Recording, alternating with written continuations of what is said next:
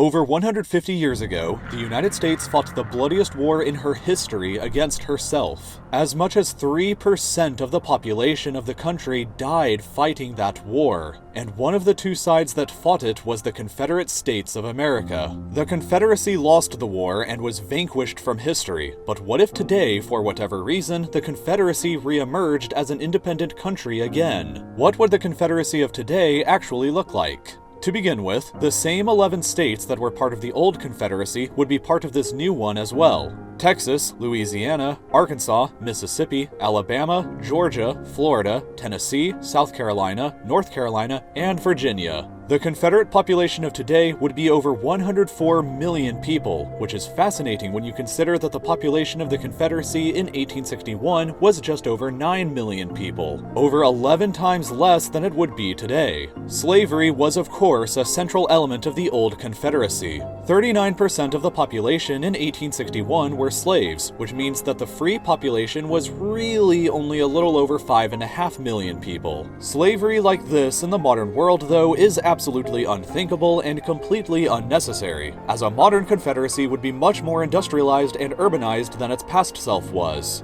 The most powerful and influential Confederate state in 1861 was Virginia, which was home to the capital city of Richmond, located just 155 kilometers away from Washington, D.C. The most populous city back then was New Orleans, with a population of only 169,000 people. The least influential states then were Florida, home to 140,000 people, which, interestingly, was less than the population of New Orleans was at the time, and Texas, which was home to a population of just 604,000 people. The Confederacy of today, however, would be wildly different. Virginia would be only the 5th most populous state, while Texas and Florida would be the most populous and most powerful states. Texas especially would dominate the modern Confederacy. Houston would be the largest city in the country instead of New Orleans, and 6 out of 10 of the largest cities in the country would all be located inside of Texas, while the others would be scattered around a few other states. The capital city would likely become either Austin or Tallahassee in Florida, owing to the power of those states inside of the country. If the Confederacy ever came back into existence, however, it would almost certainly be in immediate conflict with the remainder of the United States. So how would the two sides look compared with one another? The Confederate population, while higher than it was in 1861, would still have less than half the population of the rest of the United States at over 217 million people. The Confederate GDP would be 5.079 trillion US dollars, the third highest in the world, but the remaining United States would still have an economy over twice as large at 13.49 trillion US dollars, making the United States still, after losing all the Confederate territory, the world's most powerful economy.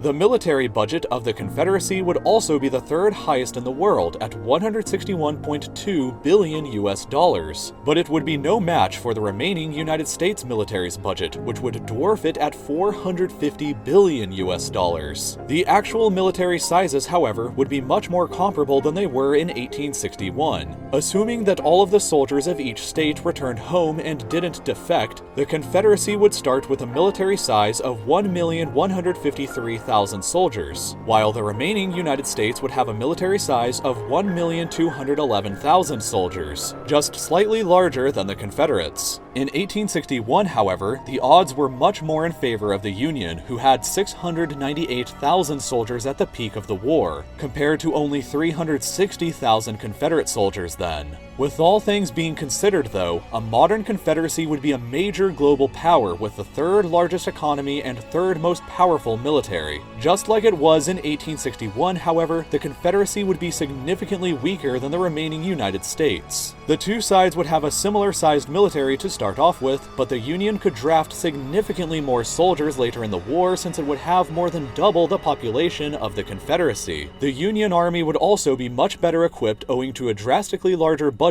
and economy than the Confederacy would have, which means that in the event of another civil war, the Union would once again have more advantages and be the likely winner of any conflict.